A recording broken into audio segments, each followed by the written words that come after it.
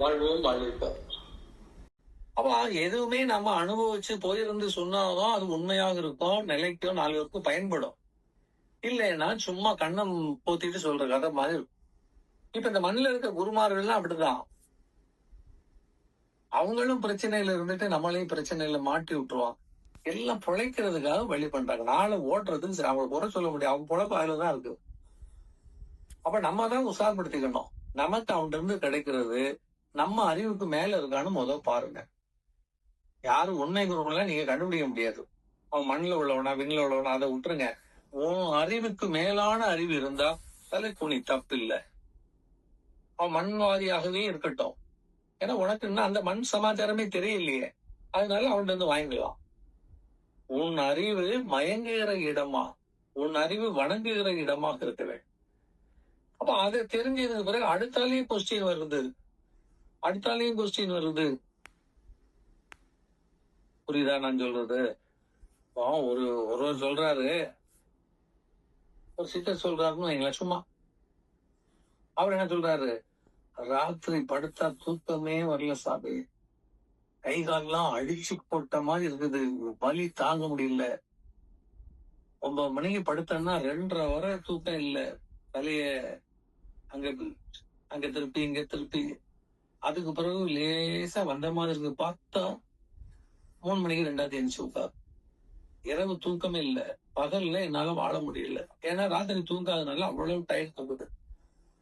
உடனே அவர் சொல்லுவார், இதெல்லாம் ஒரு பெரிய விஷயமா? இதுக்கு நான் வழி காட்டுறேன். என்ன வழி சாமி? படுக்க போகும்போது கட்டில கிடந்துக்க, சவாசனம் போட்டுக்க. சவாசனத்துக்கு போயிட்டேன்னு சொல்லியாச்சுன்னா ஒண்ணுமே தெரியும். எங்க இருந்து சவாசனத்துக்கு போனா ஒண்ணுமே தெரியும். அடுத்த உடனே என்ன பண்ணிடணும், அப்படியே உன்னுடைய உச்சியிலிருந்து உன்னுடைய உணர்வு அப்படியே இறக்கி இறக்கி இறக்கி இறக்கி கொண்டு வந்து கடைசியில காலில் 2 பெருவிரல்ல கொண்டு அதை நிறுத்தணும். அது இது நிக்கட்டும். 2வது மொழிக்கு வரும்போது இங்க இருந்து என்னுடைய உணர்வு ஏறட்டுன்னு சொல்லி அது நிறைய பிராக்டிஸ் பண்ணிருக்கணும். உடனே வராது. அப்படி சொல்லிட்டு அப்படி கண்ணை பொத்துனீங்கன்னா எப்ப தூங்க வந்ததுன்னே தெரியும். நீங்க எத்தனை மணிக்கு முழிக்கணும்னு சொன்னீங்களோ அத்தனை மணிக்கு கரெக்டா அந்த பெருவரல்ல இருந்த உணர்வு அப்படியே மேலே ஏறி உச்சிக்கு வந்து நேற்றி போட்டு பார்த்துரும். முடிச்சிருக்கீங்க. எந்திரிச்சா அவ்வளவு சுகமா இருக்கும். பாடியில இன்னைக்குதான் பிறந்த மாதிரி இருக்கும். வலி இருக்காது, நோவு இருக்காது, பயம் இருக்காது. அவ்வளவு துன்பு. இது சித்தர்கள் பொதுவாகவே சவாசனத்துல போய் பழக்கம் உண்டு. இப்ப இவன் ஒரு இதை சொல்றார், நீ சவாசனம் போட்டு படு தம்பி, நல்ல தூக்கம் வரும். காலையில சூரிய உதயம் வரும்போது எந்திரிச்சிடு, மற்றபடி வாழ்க்கை கார். இப்ப இவன் சொன்னான், சாமி சவாசனம் எல்லாம் போட்டு இப்ப சவாசனம் கூட போட முடியல சாமி, படுத்துட்டு அப்படியே நினைச்சாலே நினைப்பு வரமாட்டேங்குது. அவ்வளவு பிரச்சனை, அவ்வளவு சிக்கல், எங்க சவாசனம் போடுறது? இப்ப அவரு சொன்னார், அப்படின்னா ஒண்ணு பண்ணு, அதுக்கு மேலான ஒரு ஆசனம் இருக்கு, செய்தியா? சொல்லுங்க, நீங்க சொன்னா சரி. படுத்துக்கிட்டு நவகண்ட ஆசனம்னு பேர், நவகண்ட யோகம். கையெல்லாம் பிரிச்சிடணும். இந்த கை தனியா பிரிஞ்சு போயிடும், இந்த கை பிரிஞ்சிடணும், கால் பிரிஞ்சிடணும், 2 காலும் பிரிஞ்சிடணும். அப்படி முண்டை மட்டும் இருக்கும். அப்படி கிடந்து பாரு, கை கால் தானே வலிக்குது, கை காலில பிச்சு துறப்பட்டேன். சாமி எப்படி சாமி?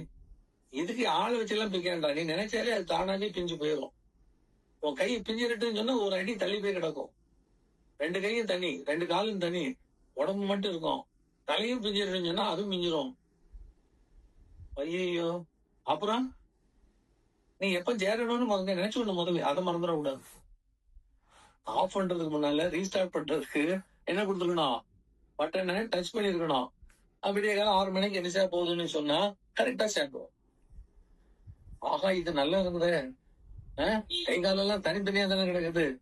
உண்டாட்டி விட மிரட்டிட்டு இருக்கு. அப்பப்போ அவ வசதியான வீட்டுலதான் கொஞ்சம் திமிரு கூடுதல்.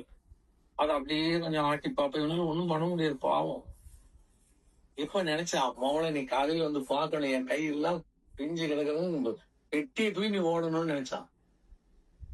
அதுக்காகவாது நான் செய்யணும், கொண்டாட்டி மிரட்டுறதுக்காவது கை காலெல்லாம் பிஞ்சு கிடக்கணும்னு ஆசைப்பட்டான். சரி சாமி, அப்ப நான் இதுக்கு என்ன சொல்லி கொடுக்கல சாமின்னா, தம்பி இது நான் கேள்விப்பட்டிருக்கேன். நானே இதுக்குதான் முயற்சி பண்றேன். கையும் பிடிக்க மாட்டேங்குது, காலும் பிடிக்க மாட்டேங்குது. முடிஞ்சா ட்ரை பண்ணி சொல்லி அனுப்பிடுவேன். எல்லாம் கதை சொல்லுவாங்க. அவங்களால செயல்படுத்த முடியாது. அனுபவ அறிவு இருக்காது.